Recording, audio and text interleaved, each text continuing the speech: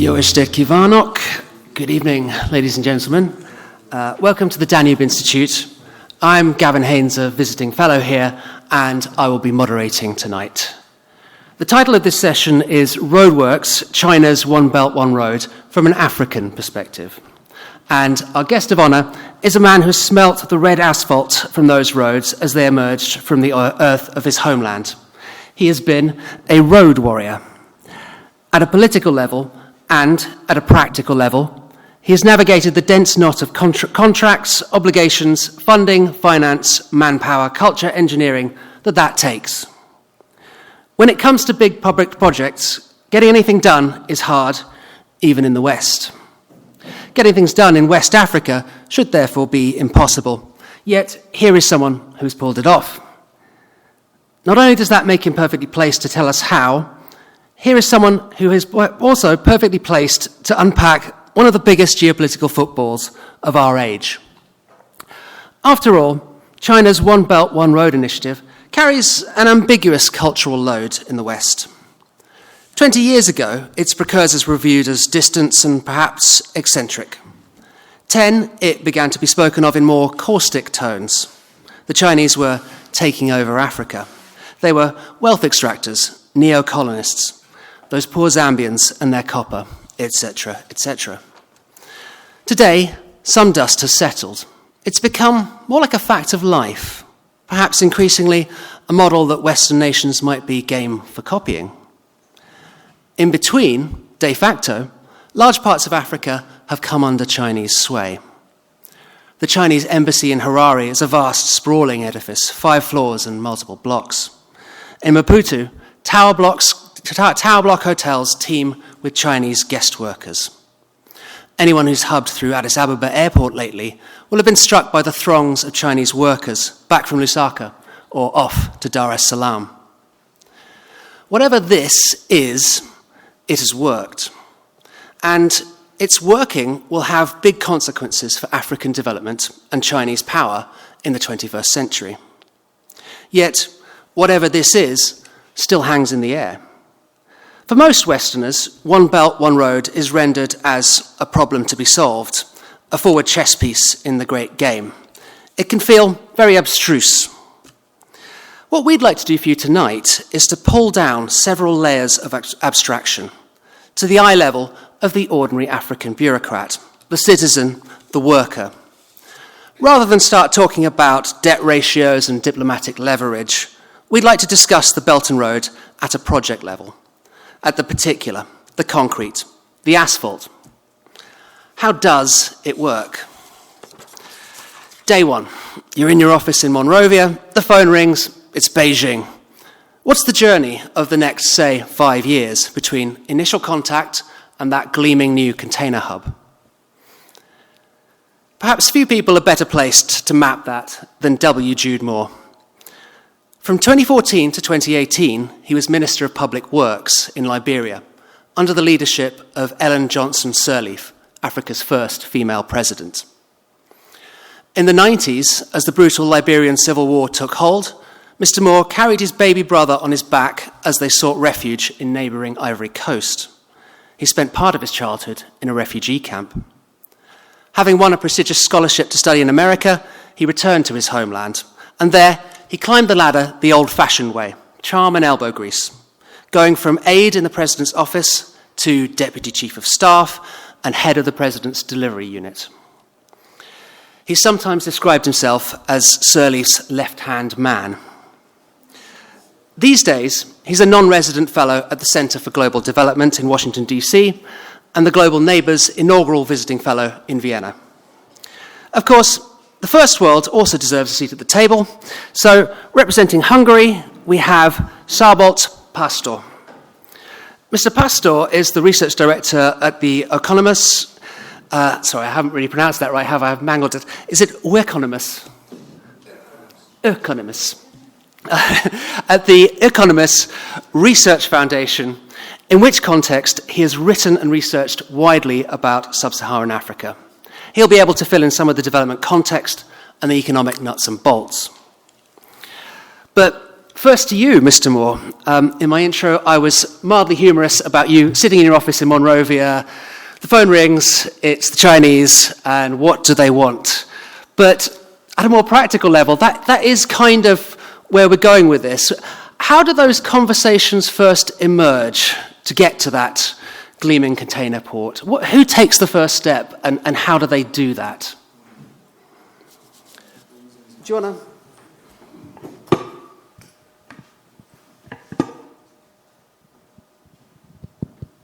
Testing. Thank you, Gavin, and thanks to the Danube Institute for providing us this opportunity. It's a pleasure to be here. It's been a long day, but and my first time in Budapest. Love the city. Had a chance to walk around, take pictures. Really enjoy my time here. Hopefully, this is not my last time. I can come back another time, and not for 2 days. But on this question, I think it's important to understand that, first, for a very long time, the African continent was always perceived as significantly risky to put capital. And so the ability to put significant amount of capital at risk in Africa, anywhere on the continent, meant that your threshold for risk tolerance had to be high.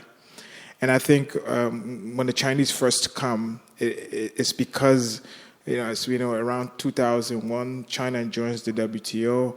China is now a net importer of oil, and that's the first thing that brings them, but they're also looking for natural resources. So the way it works is it could take two forms.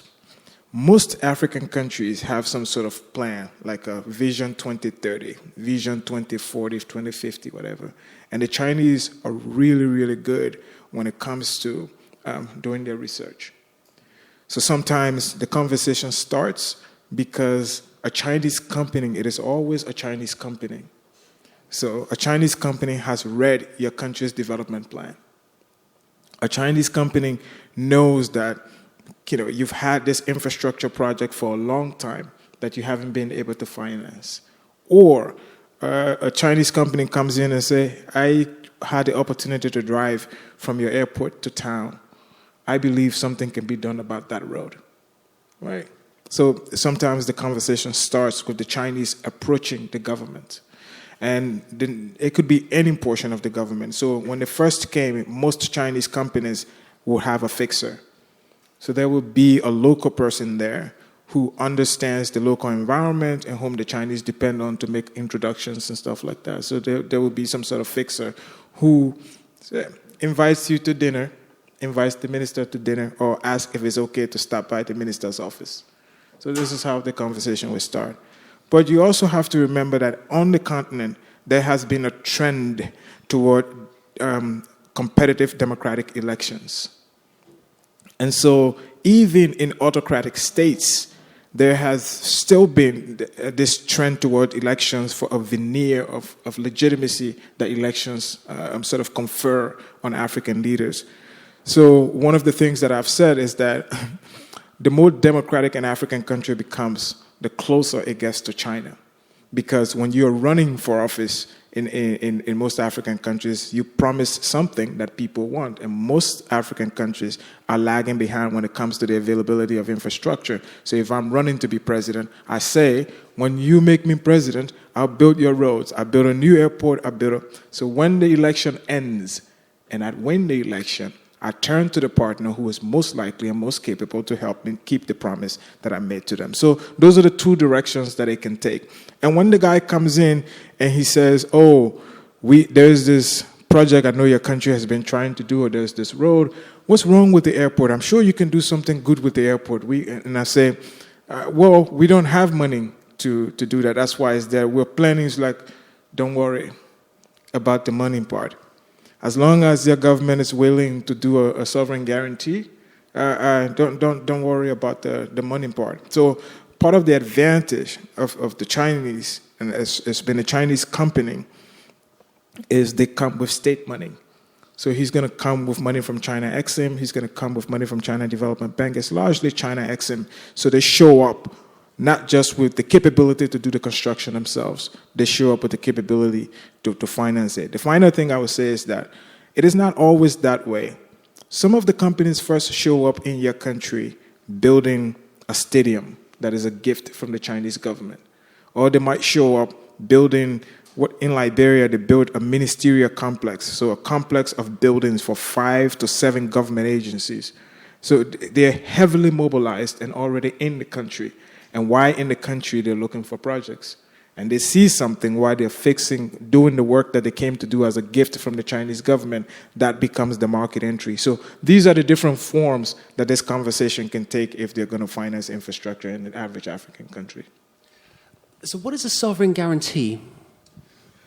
Well, so obviously the Chinese want to be repaid.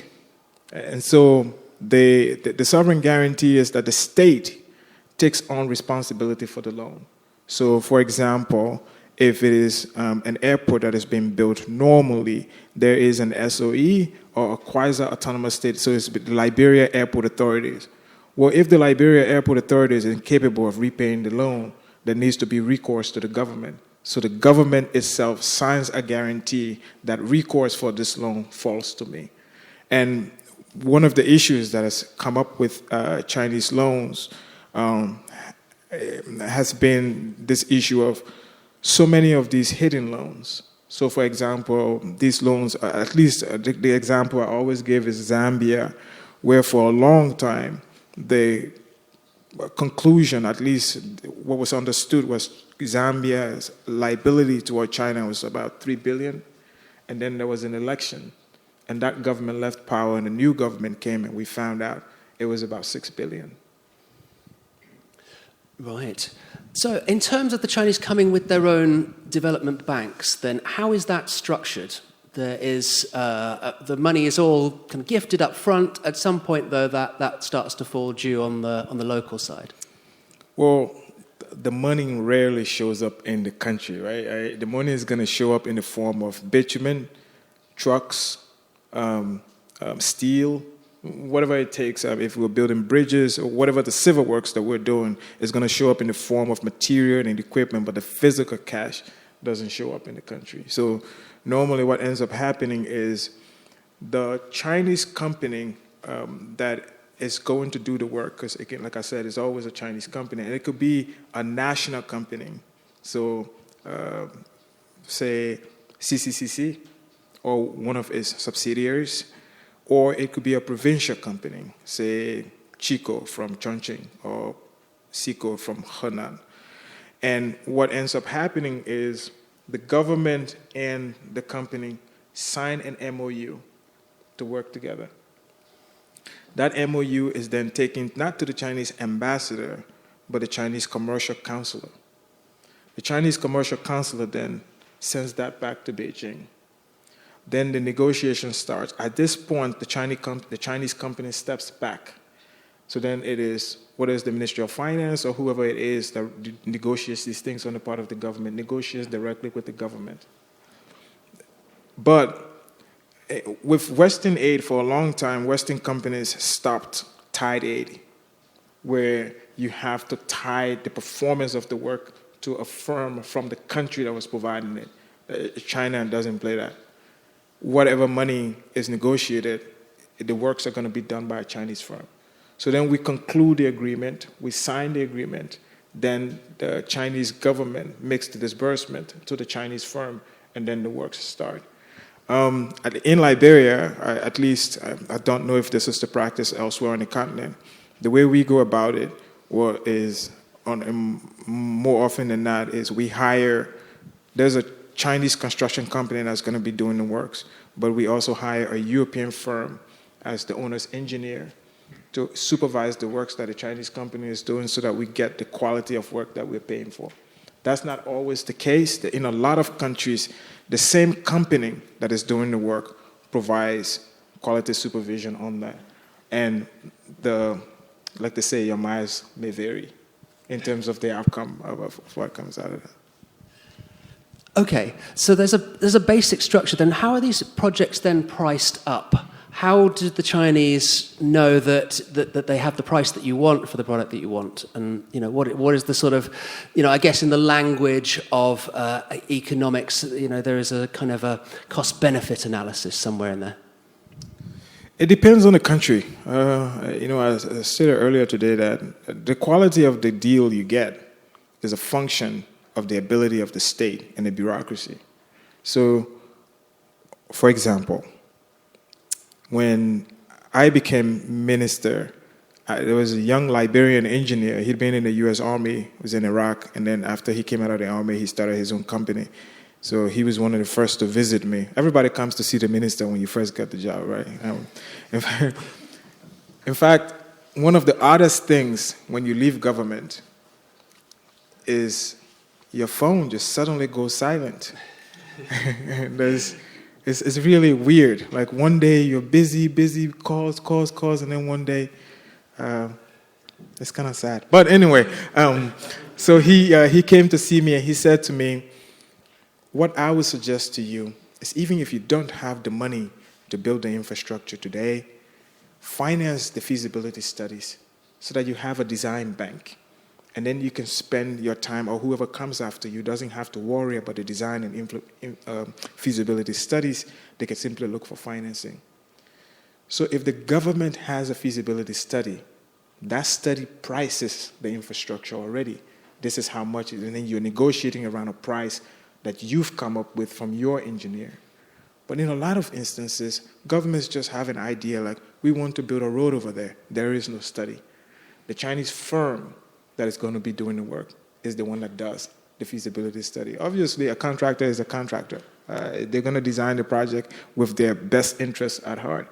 And if the government isn't, and I would just say this isn't a China thing. This is a contractor thing. If the contract isn't put out to a competitive bid, that contract is open to being manipulated, right? So I give an example of one of the last contracts that I did. 23 firms bought the bids, and 17 of them were Chinese.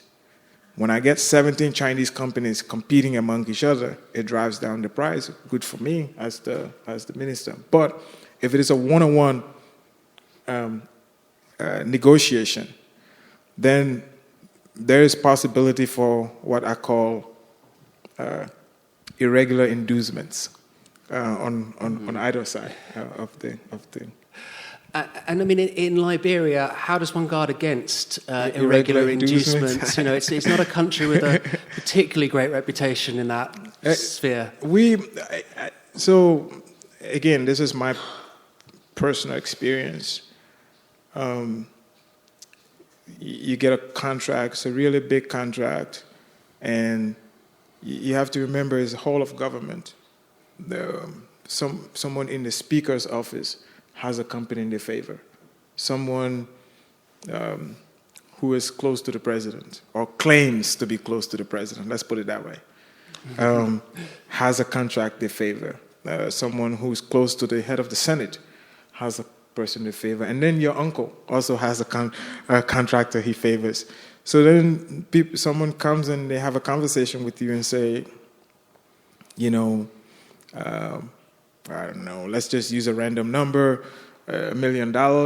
You send your guy to Dubai or send your guy to Beirut, the person you trust, and you get this amount of money or sometimes. So in our case, I was fortunate, and I always like to point out that no matter who you are, $1 million is a very compelling argument.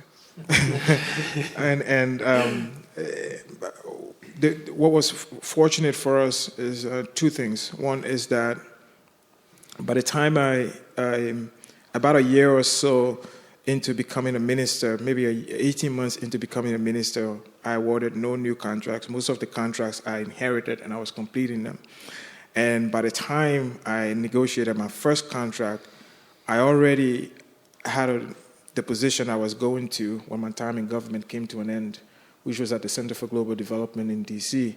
And the last thing I wanted was, you leave office and you show up in D.C., and then there's an investigation at home and have to drag you back home.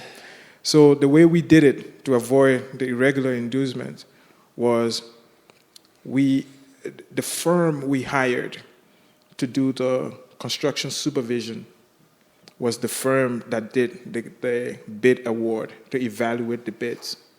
On the day the bids were opened, there were 4 copies of the bids document. We kept 3, and the first one was a firm from the UK. They took that document to the UK to do the bid evaluation in the UK, and then they would send us. But because we had 3 copies, they couldn't alter the bid, right? And then the second one was a Saudi firm that won the bid evaluation because it was being paid for by Arab banks. And they too took the bid document out. So then when someone came to me and said, here is a compelling argument, even if I was tempted, the idea is like that bid is not being evaluated here. It is being evaluated in London, it's being evaluated in Riyadh. If you can get to Riyadh and talk to them, by all means, and do it. So I think for us, that was one of the ways that we were able to avoid those kinds of things happening, because you have to remember this is a very, very poor country. And sometimes the person who's negotiating with, whether it's the Chinese contractor or whoever, makes, I don't know, $3,000 a month, and someone is offering you $750,000 on a single transaction. You know, I mean, even people who love Jesus would think about this for a bit. And so I think the way around something like this obviously has to be reducing discretion and building institutions within the process that makes it sort of difficult for one individual at any one point in the process to be able to shift it. A rod for your own back. I guess moving on to the on the ground stuff, the paperwork is signed. I mean, we could talk a bit about that perhaps, but in terms of just the project management of it, I mean, effectively, I'm envisaging a fleet of Chinese workers descend. They have some sort of labor camp, and it's almost hermetically sealed. It doesn't really touch the ground in terms of the local economy. Is that a true perception or not? Not in my experience. So most of the workers on the contract on our projects would be anywhere like 85% to 90% of the workers are locals. They're Liberians, and normally what happens is we, at least, and this is Liberian experience. I don't know what they do in Côte d'Ivoire, and Côte d'Ivoire is significantly more organized than us. Ghana is significantly more organized than us.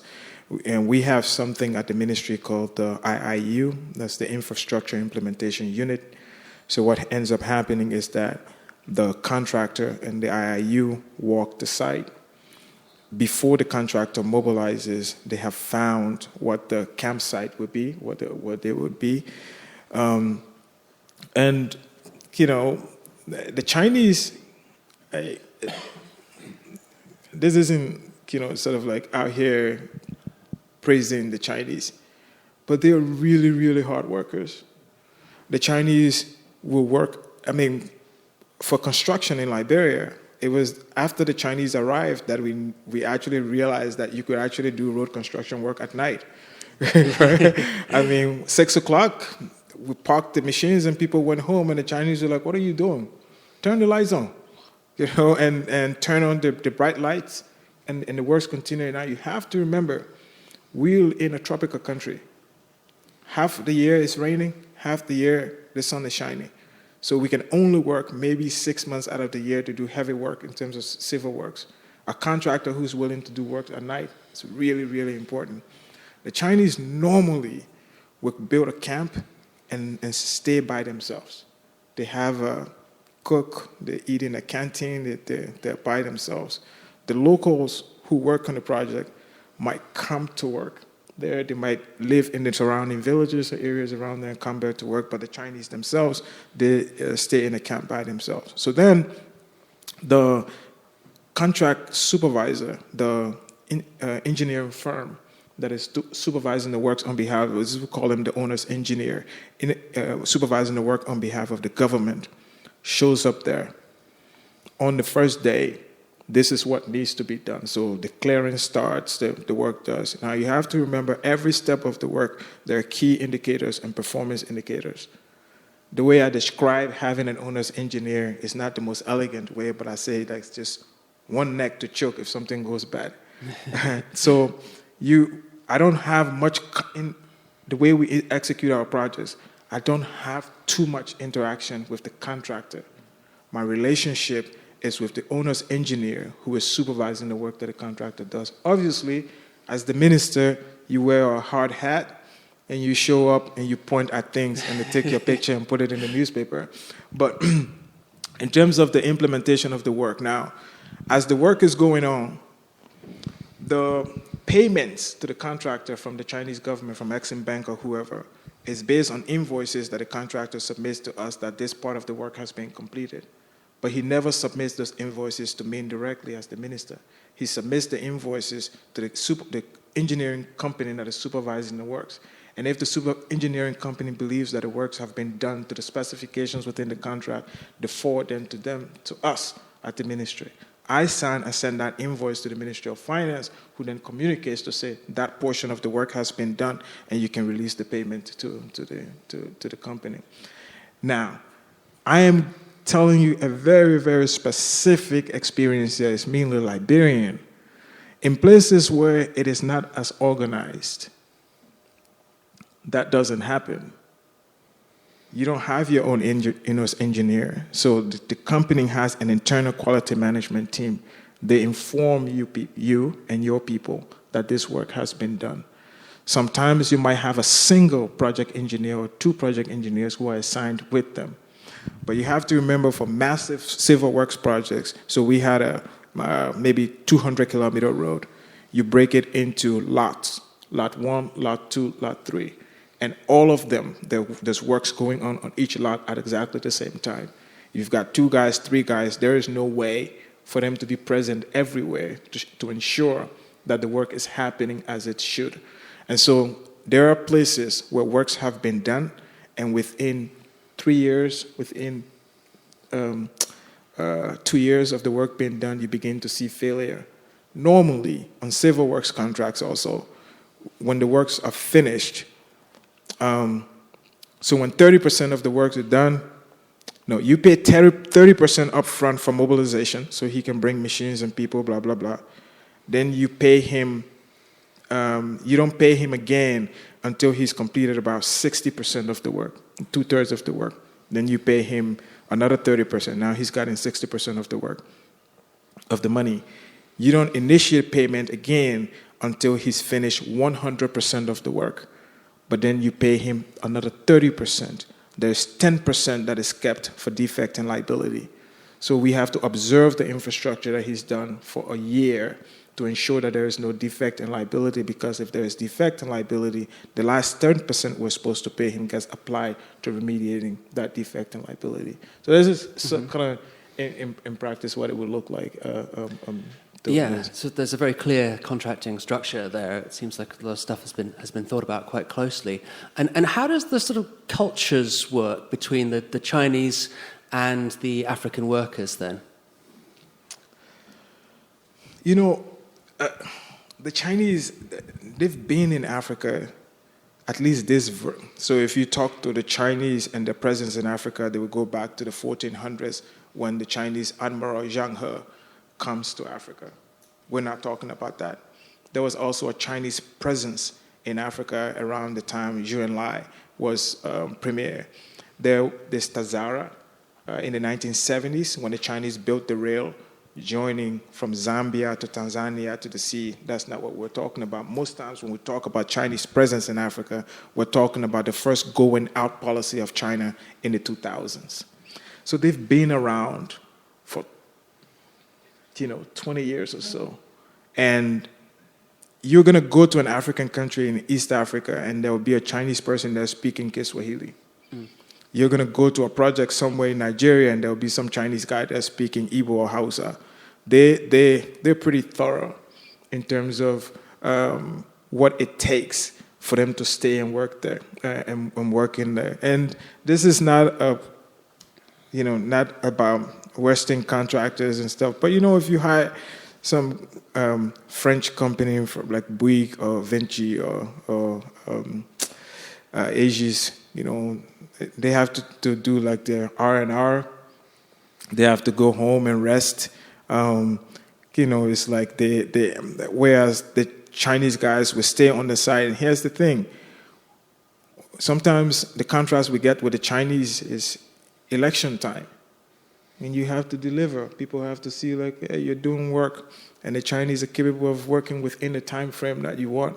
I should also add, during Ebola, there's a big disease outbreak. Every single Western firm in the country declared force majeure and left. The Chinese left for like 1 week, and then they were back. And in fact, the project was much faster now, but because of the low movement, there wasn't a lot of movement because of the disease, so the Chinese could actually speed up doing that. So there have been issues of cultural clash, and it will come back to, I remember the first time they were doing works at night. The Liberian workers were like, it's time to go home.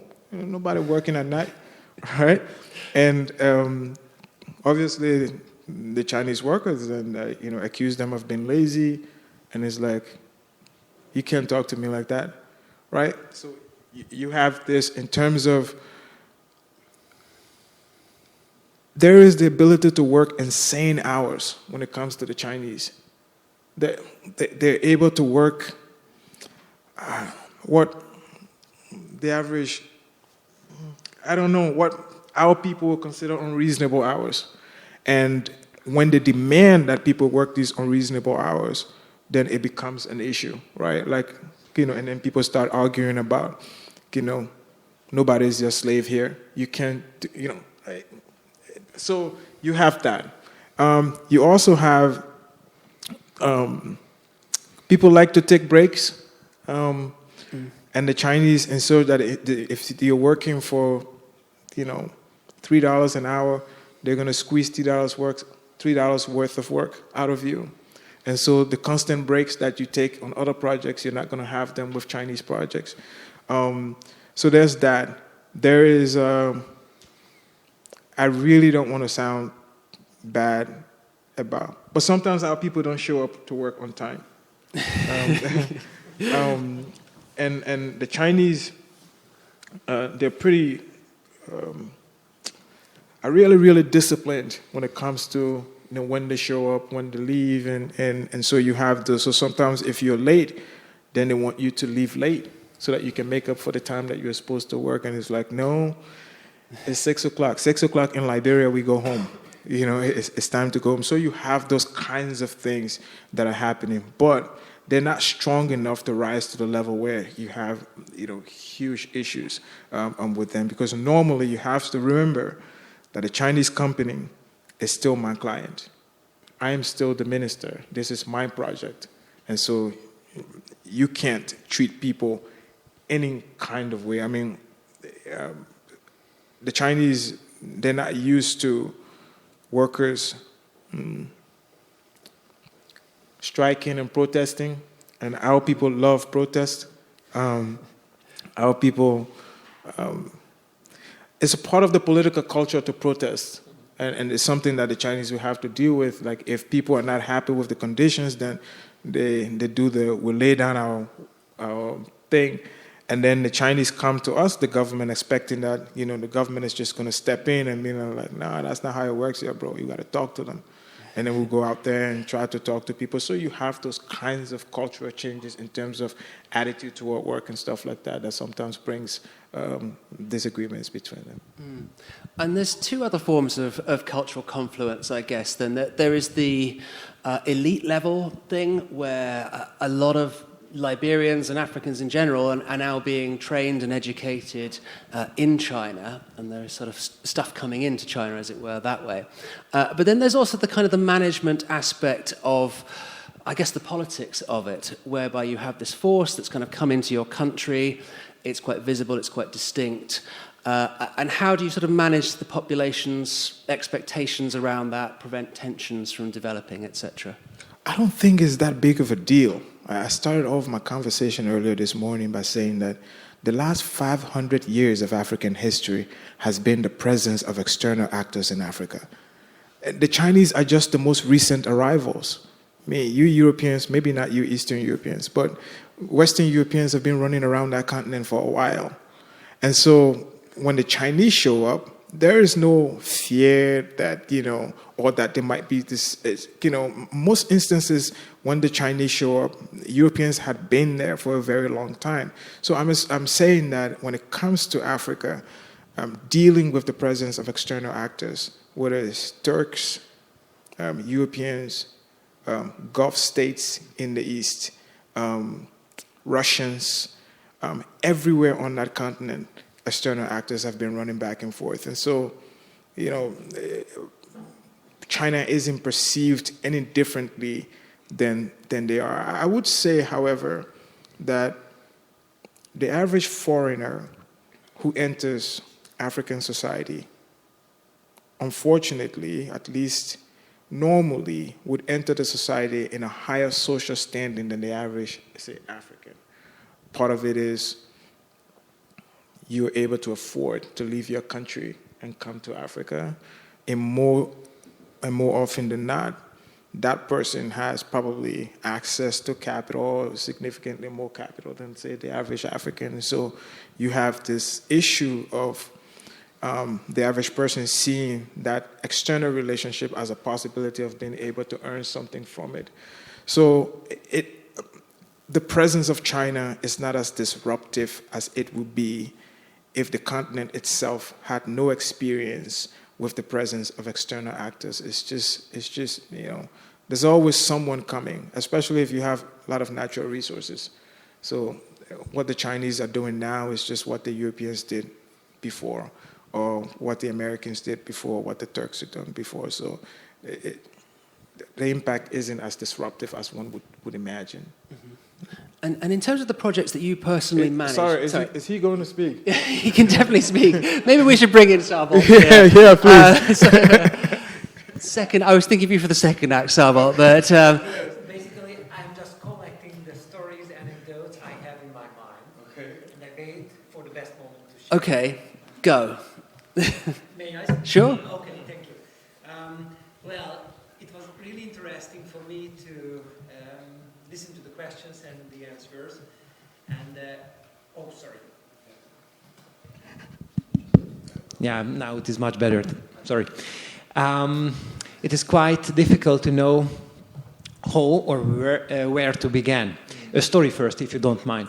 One of your questions was clustered around Chinese and Africans getting along with each other, and Kenya came to my mind.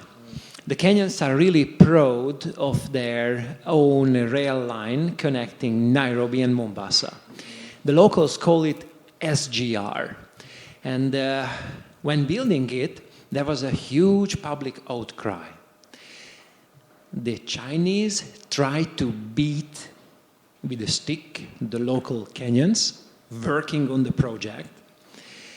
And the Chinese never understood why the Kenyans were unwilling to take up the work on Saturdays and on Sundays.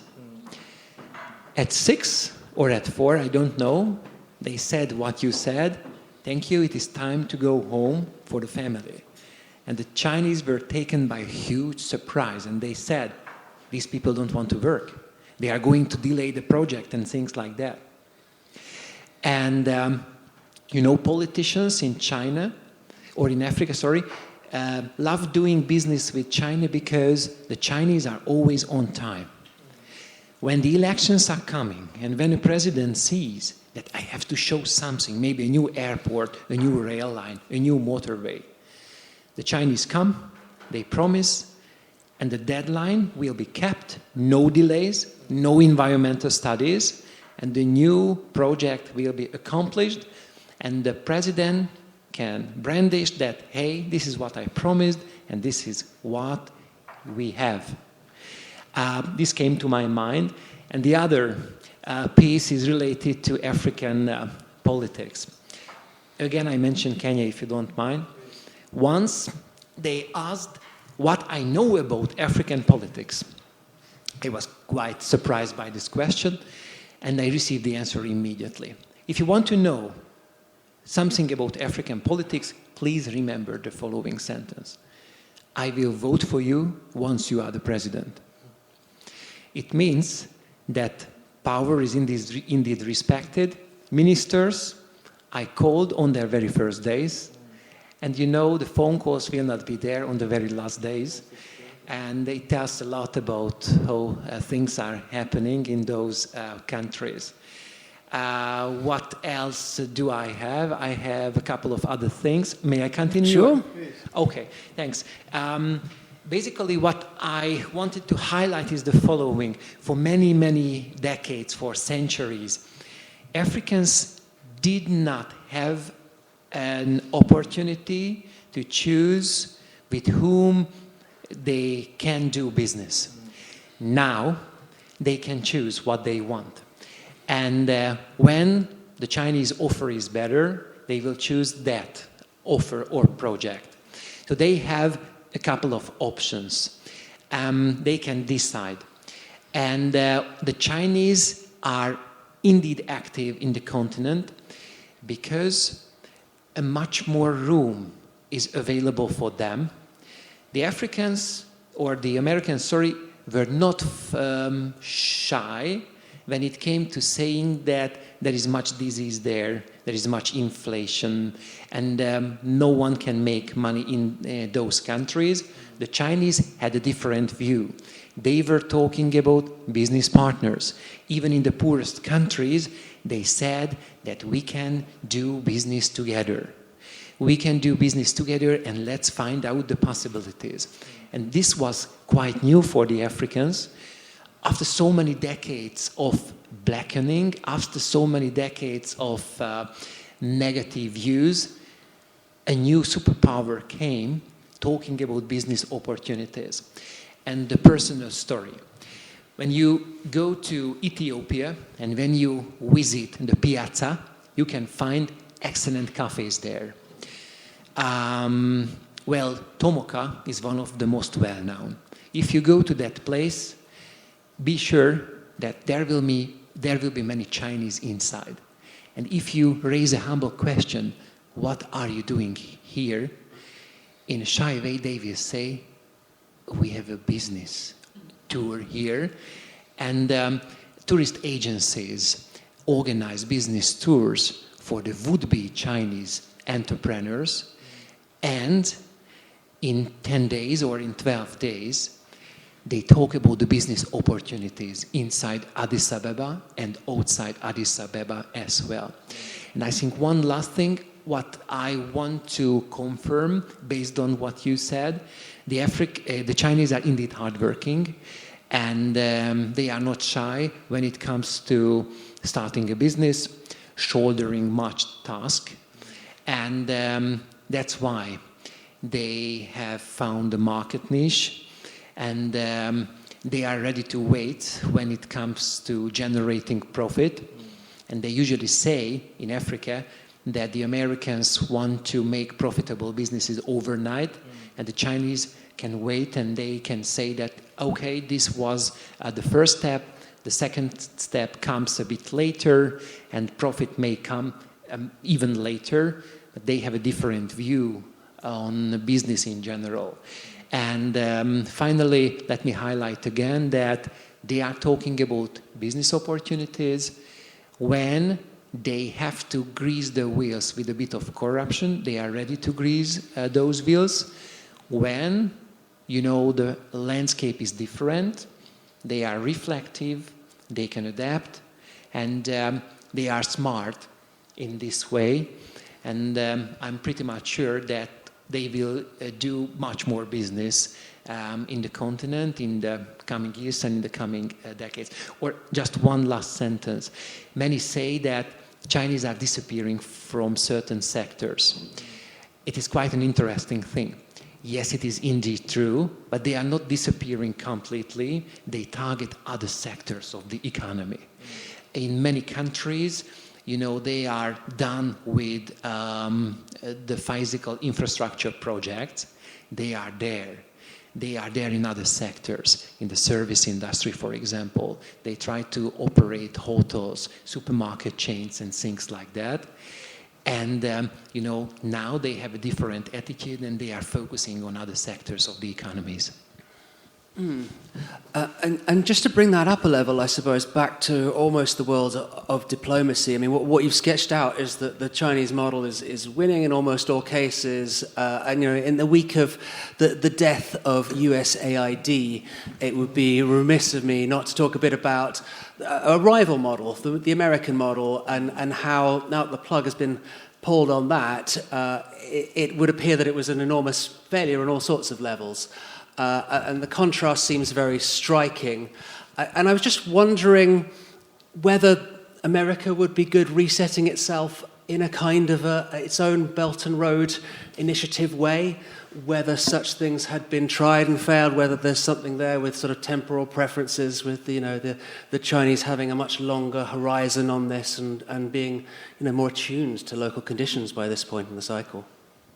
Yeah, I've had. I've read places where I think in the United States, there are people who are trying to sort of defend U.S. aid and defend foreign aid by saying that by withdrawing, you're opening up the opportunity for the Chinese to grow and gain influence. And I think there's going to be limited. The way I like to describe this is that I always think of the U.S. and China like Michael Jordan and Lionel Messi. I mean, they're both incredible athletes. They just play different sports, right?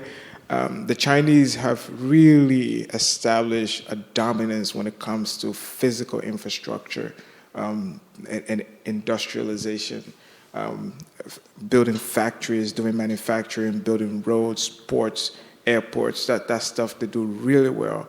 Whereas the United States, and to a large extent its European allies, have done really well with human capital, hospital systems, health systems, education, nutrition programs, the kinds of stuff. So I tend to think that both of them had competences and unique capabilities that are necessary in Africa, and the one cannot simply replace the other. The Chinese don't have that long-term experience. I'll give you an example. After the Ebola crisis in Liberia, we, with the USAID, built a National Public Health Institute that now does disease surveillance around the country. Building, strengthening resilient health systems is something that the U.S. has been doing for a much longer time than the Chinese, whereas the Chinese are very, very good at building the physical infrastructure. Are there possibilities and places where China might step in? Yes, but at a whole scale, sort of one-for-one replacement with what the United States is doing, I don't think so. Which brings up the question, as I was saying today, is it will be interesting, right? I mean, we got to wait maybe a year or so to see what the new Trump administration, what the national security policy would be, the strategy would be. The Biden administration's national security strategy was centered around two threats. One is the great power competition with China, and the second were transnational threats like climate, disease, pandemics, crime organizations and stuff like that. And the way the Biden administration saw it was because China is a near-peer competitor, that for the United States, it made sense to build a coalition of like-minded countries in Europe, in Asia, and elsewhere. But with the Trump administration isn't simply ending development aid, which is one of the things in the great power competition that it used for influence building and soft power. But the Trump administration is also sort of non-discriminatory when it comes to the application of tariffs. Friend and foes, everyone gets it. So then, if the Trump administration is going to continue to view China as a great power competitor, then does that mean that the Trump administration doesn't expect to do this competition with a coalition, or that it can go against the Chinese on its own? Because if there is no difference in the foreign policy between friend and foe, then there is no coalition to maintain. So I don't know, because USAID and U.S. development spending was a huge part of this great power competition in terms of how America built influence in developing parts of the world. So maybe it's going to be in a different form, but I think it's worth looking at.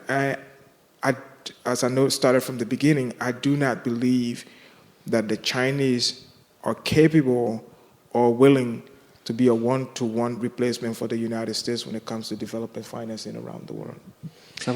When I visit the African countries, the universities, the central banks and businesses, I always mention a Hungarian economist called Peter Thomas Bauer, who was an expert on foreign aid. And he had a quite unusual definition on foreign aid. He said that foreign aid is a tax on poor people living in rich countries, and the money is given to rich people living in poor countries. And when I mention this, they start saying, yes, that is absolutely true here in Africa. And with this, I just want to say that the Africans are fed up with the foreign aid system, and they want something new. And when this something new is China, with different strings attached or no strings attached, they say that, okay, let's make an experiment with that. And when it comes to receiving foreign aid, I say that the Chinese are really good at financing industrial projects, and we can see visible signs. But also they are good at giving scholarships, building technical schools as well. And it will be a bit of self-criticism, because I go to the African universities as an associate professor, but in those countries they need more engineers, bricklayers, and the Chinese are really good at giving these trainings, and the Africans are benefiting from those trainings. So the foreign aid system is definitely to be reconsidered, and I'm not surprised that more African countries are turning to China in general, and they try to do business, and they try to get a bit of financial help from the Asian country. So Hungary now has this mission in Chad. It's a European power. It's not a colonial power. So there's a sort of an inherent sort of ambiguity, kind of a newness there. What would you say the lessons are for Hungary from the Belt and Road Initiative? Basically, when it comes to Chad, we have to highlight the fact that the Hungarian approach is quite clear. We export solutions to those places where there are problems. And,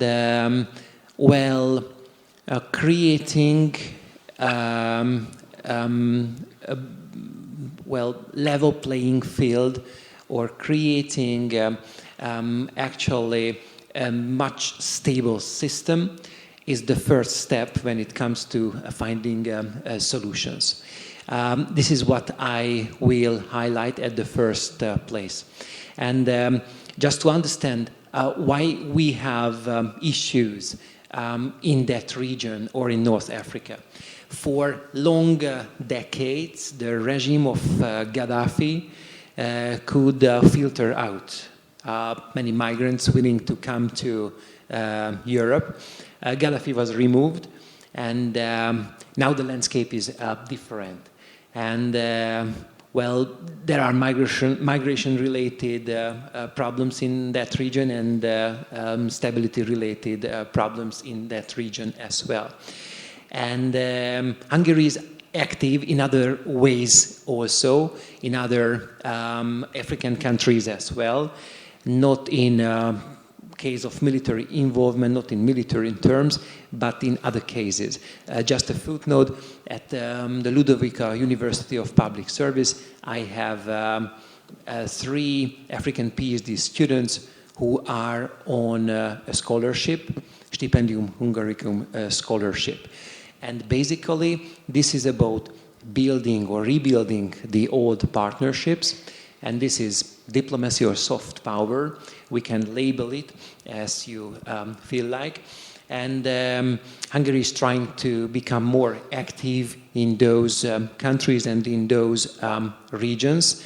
And let me tell you that as the Chinese are better connecting Africa to the outside world, Hungary is trying to benefit from these better connections through economic and commerce channels.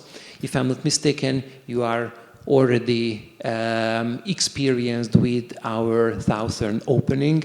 Hungary established several embassies in sub-Saharan Africa, and the Hungarian entrepreneurs are becoming more active in the African countries, and we try to export more, and there are certain areas where we have competitive advantage. There are several companies active in many industries.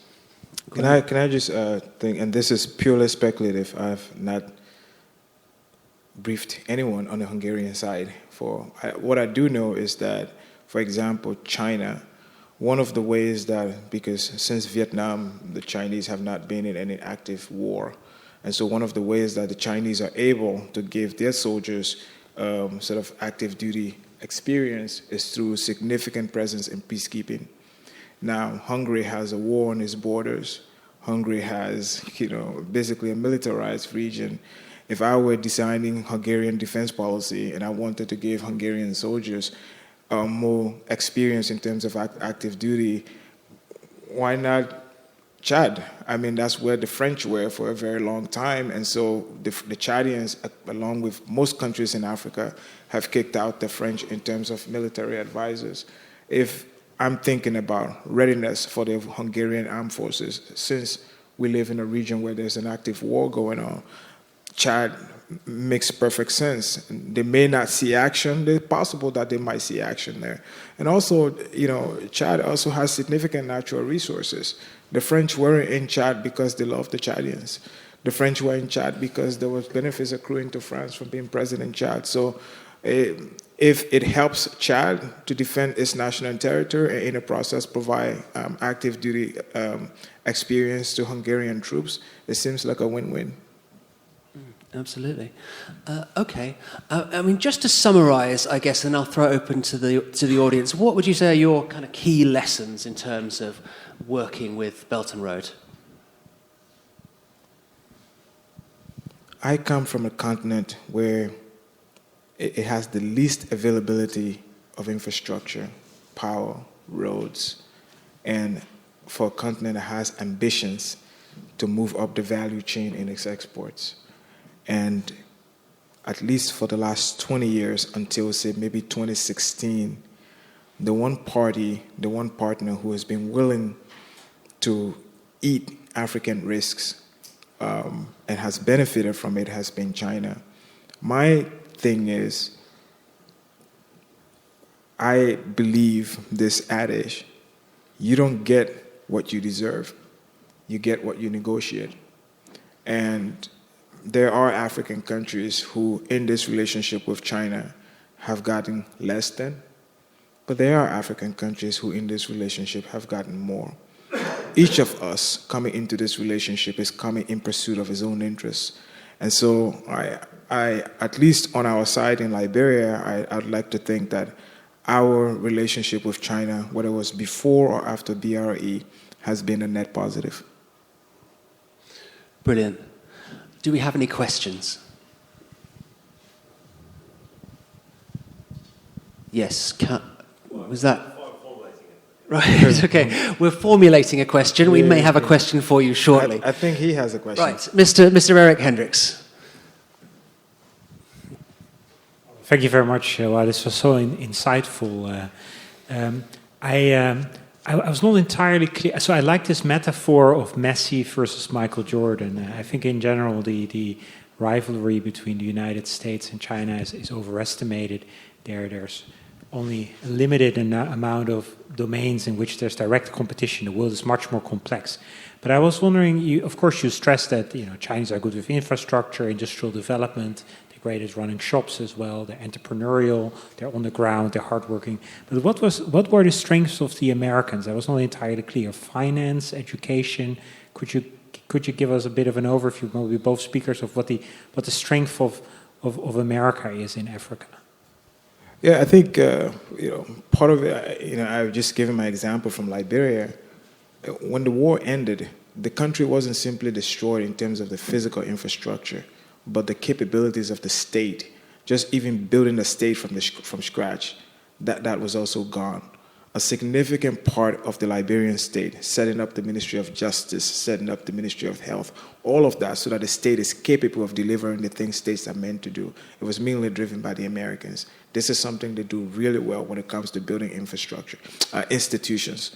Second thing is, for American businesses looking to do business in Africa, they're held by the Foreign Corrupt Practices Act. So they can't bribe, they can't... and recently, apparently President Trump wrote an executive order canceling that law so that American firms are not free to bribe, because he says that it creates an uneven playing field. But in terms of corporate governance for local firms, this is another thing that the Americans add. And the final thing that the most glaring example in terms of their support for health would be PEPFAR, the President's Emergency Program for AIDS Relief in Africa. Between 2003 and 2020, PEPFAR had dispersed more than $100 billion. It's the largest single disbursement by a single country for the eradication of a disease. 12 of the 15 target countries are in Africa, and there are over 25 million people alive today because of the program. So the Americans, when it comes to that, I know there's a lot of criticism about international development, a lot of criticism about aid, and I agree that there are a lot of things that can be fixed about it, but it does do good, and that's something that they've really excelled at. Just a quick comment. Everyone is talking about the European Union and US trade, and everyone says that there is a trade imbalance and the European Union maintains trade surplus. But this is the big picture. Actually, the Americans are indeed buying European cars, but the Americans are much better when it comes to providing business services. And the European Union maintains a budget or a trade deficit in this term. And going back to your question, I say that in the African continent, the American companies can provide business services. They are really good and they enjoy a competitive advantage in business services, IT services also, and these services can help the Africans a lot. And just one more sentence.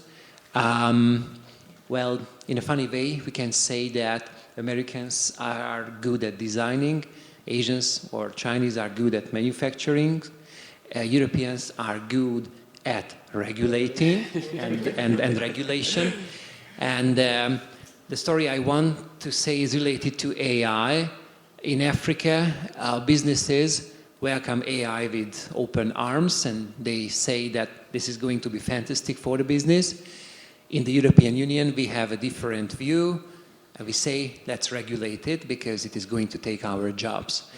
And when the American companies are ready to provide these services, then I'm pretty much sure that the Africans will open these solutions with open arms. One last thing came to my mind. In Rwanda, for example, they use drones for medicine and blood delivery. They have been using them for long years because they have a different regulatory framework. No one is raising questions about privacy, usage the airplanes and things like that. And this is a good option for rural people to get the necessary medication and medicine. Thanks. Absolutely. Any other questions? Thanks, Eric. Thank you for this. This has been fascinating, actually. So I have a question about, in terms of the process of dealing with the Chinese or the process of dealing with Western countries, I suppose, or development agencies and so on, what are the relative negative sides of the process? Not what they do. I know, in a sense, you could say the Chinese are better at infrastructure and the West are better at perhaps services or more human capital. and vice versa. But I mean in terms of the process of actually engaging with them as a minister, for instance. What are the different characters of how they interact, and perhaps what are the challenges you find dealing with Americans rather than Chinese, or Chinese rather than, say, Westerners? Thank you. I think with the Chinese, one of the first things that stands out is speed, right? You have a conversation, it goes to the next level, it goes to the next level. Whereas if I'm doing that with the World Bank, or if I'm doing that with the EU, there's all these committees, and I think over time the bureaucracy has become very, very conservative. No one wants to be accused of the person who made a mistake, and so then there are too many layers that you have to negotiate with. Sometimes we're talking about a project from the first concept from discussion of concept to first disbursement, we're talking 24, 36 months. Like, I have 4 years or 5 years in office, half of which is raining. Who's got time to keep talking for that long? However, sometimes the speed compromises quality. Yeah, if you're going way too fast, then there are things that should have been negotiated or things that could have been negotiated that aren't. And all of a sudden, you're in the middle of it now with that. So each side, they're up to pluses. I mean, again, you have very little infrastructure. You're trying to do as much as possible, as quickly as possible. The Chinese are much, much better at that of doing this and fast. But there was a guy in Côte d'Ivoire. He overthrew the government. His name was Robert Gay. He was like I think early 2000s. He was a military general. And so everyone was pressing him to be like, you have to have elections so that we can transition to civilian rule. And he was like, it is exactly because we want to go fast that we have to go slow. I think that's like the European and American way, that because we want this to go on fast, we have to go slow. Over the summer, I was at a Konrad Adenauer Stiftung conference in Italy, and there was a lady from Indonesia who said that negotiating with the Japanese to do the high-speed rail was a very, very difficult process. It's so difficult that eventually the Indonesians just decided to go with the Chinese. But in the middle of it, the Indonesians wished they had continued the negotiations with the Chinese. Because the way she described it is that with the Japanese, the difficulty came up front. Then the project went forward. With the Chinese, difficulty came in the middle. Up front is easy to start. The difficulty comes along in the middle. So it is a sort of a balance in the two. Do we want speed? We had a question from this gentleman in the brown jumper at the front. I'm from the University of Turin. Great. Good evening. Thanks to everybody. I'm a master student from University of Turin. I'm here at Ludovica University, and my field of study is strategic studies. But just because we spoke about it for a moment, I'm more interested if at that time or today there is some kind of partnership between Liberia, but in general in Africa from a military perspective. Military perspective. But building infrastructure like ports, military bases, or supplyment of things to the African armies in general. But the point, I think, just because you was infrastructure minister, when the Chinese arrived, then they build up a military base. And when they arrive, they build up a port, something strategically important for the country. What is the kind of approach, first from the government, but second, also for the local people, the population of the country? If this happened, and thanks so much. I teach a class on infrastructure as a tool of foreign policy. And one of the last lessons in the class is dual use infrastructure. That, I think is in Cambodia or Laos, the Chinese built an airport, but extended the runway beyond normal civilian use so that the PLA Navy or the PLA Army could actually land planes there, and then they and the Cambodians said that they had no such intention.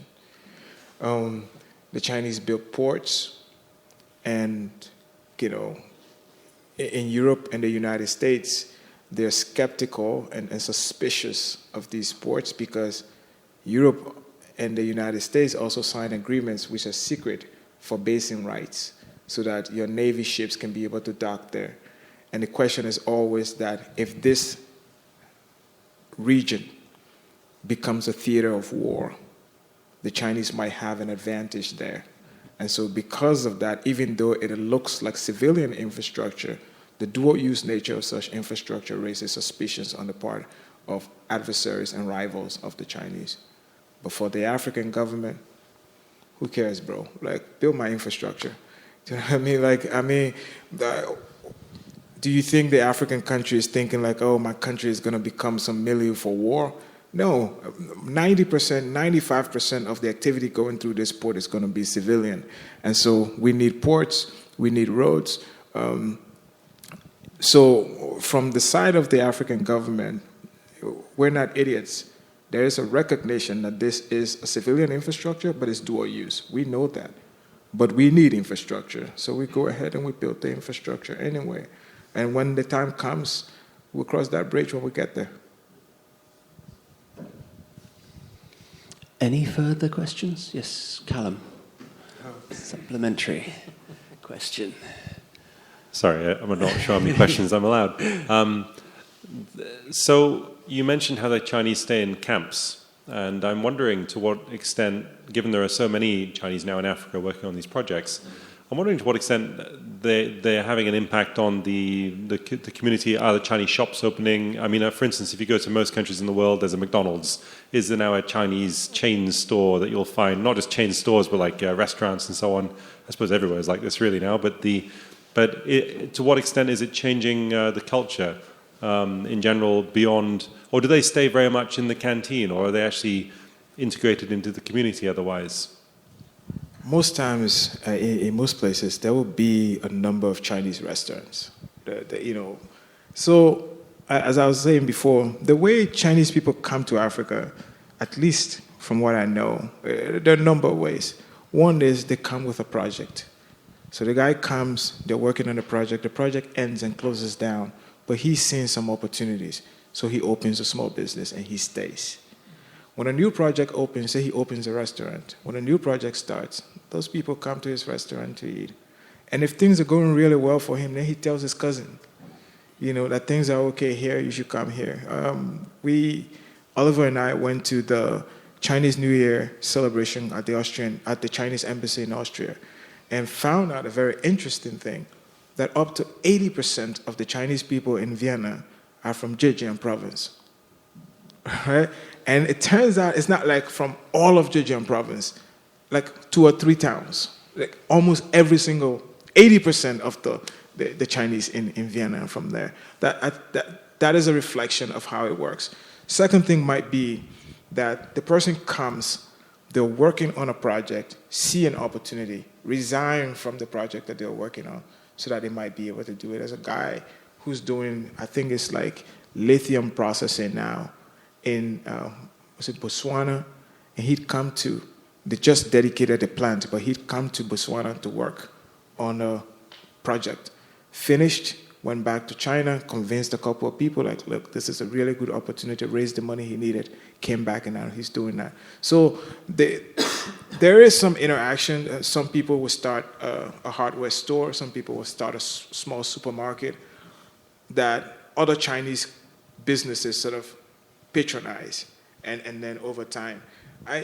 But I don't know how different it is in Africa from other places. In New York, there's a Chinatown. In D.C., there's a Chinatown. There's one here in Budapest too, right?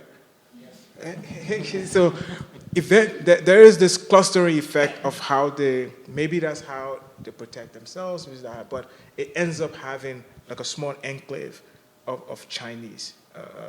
And it interacts with the greater economy, as if they're importing anything in the country is going to come through. But then ordinary people start to go to Chinese shops too and begin to buy stuff from there. So, We have a partner university in Kenya called the Kenyatta University, and very close to the main gate. There used to be a Confucius Center. I think a couple of years ago that disappeared, and they told me that there is a new Confucius Center, a much bigger one. At that center, they give free laptops, textbooks for the best African and Kenyan university students. Also, they give them meals for free. Well, this is soft power, I have to say. And those university students find much pleasure eating Chinese, not only during the semester, but, well, in other parts of the year. And as I have seen, outside of the university, more and more Chinese shops are opening, and they are selling what the local people want. And, well, I have more and more colleagues who receive their PhDs from Chinese universities. They are happy and ready to go back to postdocs, for example. So we can see these traces of involvement, and we can see these traces of transformation also. Absolutely. Maybe there's time for one more question if needed.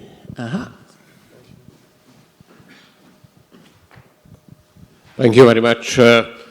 My question would go back to a publication, a UK book some years ago, which was analyzing some 100 different financial agreements, China and African and Southeast and even Latin American agreements, financial agreements.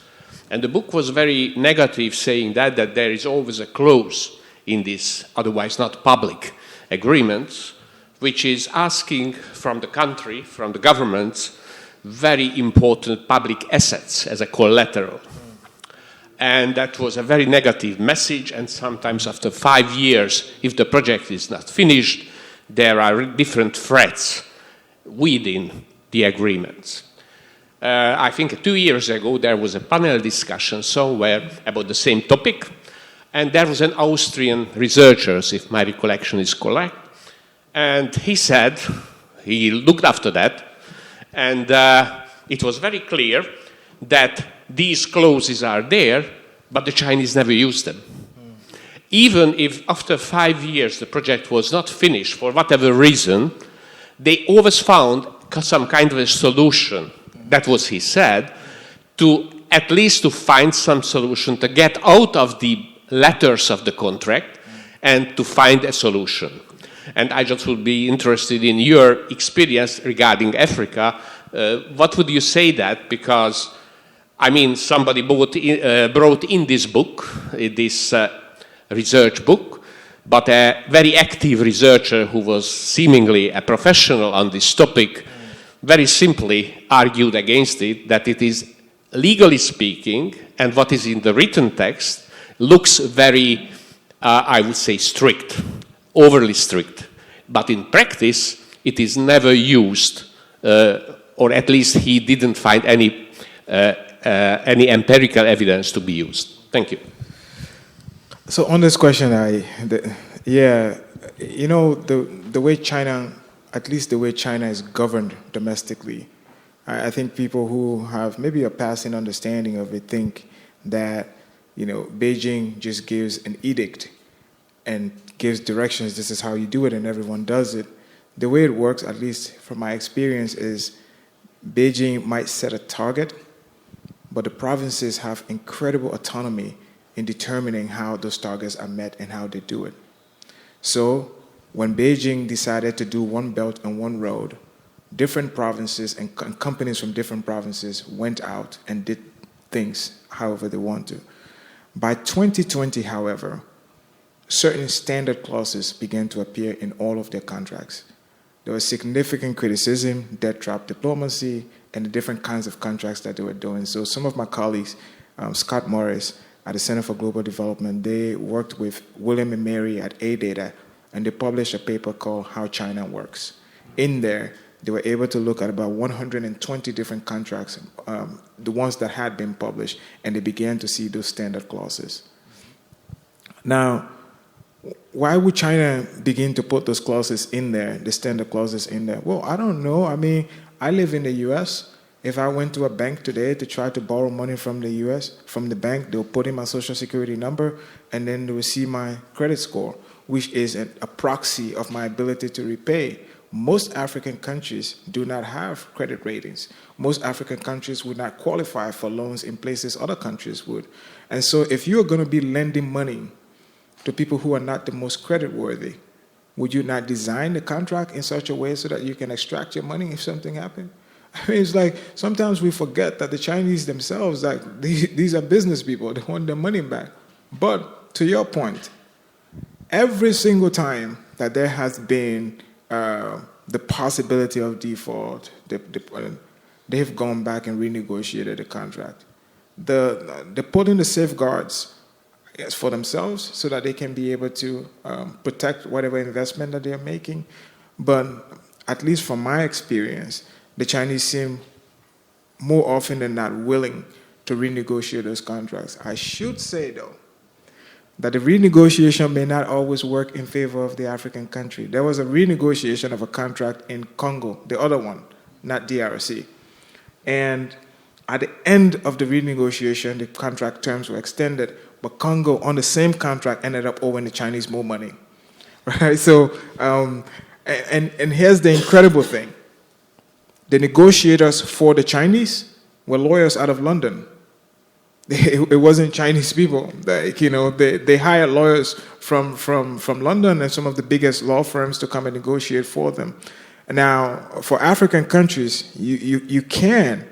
There is something at the African Development Bank called the Africa Legal Support Facility, and African countries go into complex negotiations can apply to the legal support facility for advisory, transaction advisory. The problem with that is that it is demand-driven, not supply-driven. So if the African government doesn't go and ask for it, it's not available to them. So as I said from the beginning, I don't want to sound like I'm defending China, but in negotiations, you get what you negotiate, sir, not what you claim or you think you deserve. Sarpach, any concluding comments on that? No, thank you. Okay. Well, on that case, I would love to bring the proceedings to a close and just say a very special thanks to Sarpach for his brilliant insights, and especially Mr. W. Gyude Moore, who has been talking and who I've been watching talking since 9:30 this morning. He's on his 4th speaking engagement of the day. It has been a marathon that he has tackled with brio, wit, and very deep insight. He is breasting the final tape of that marathon, so please give him a huge round of applause.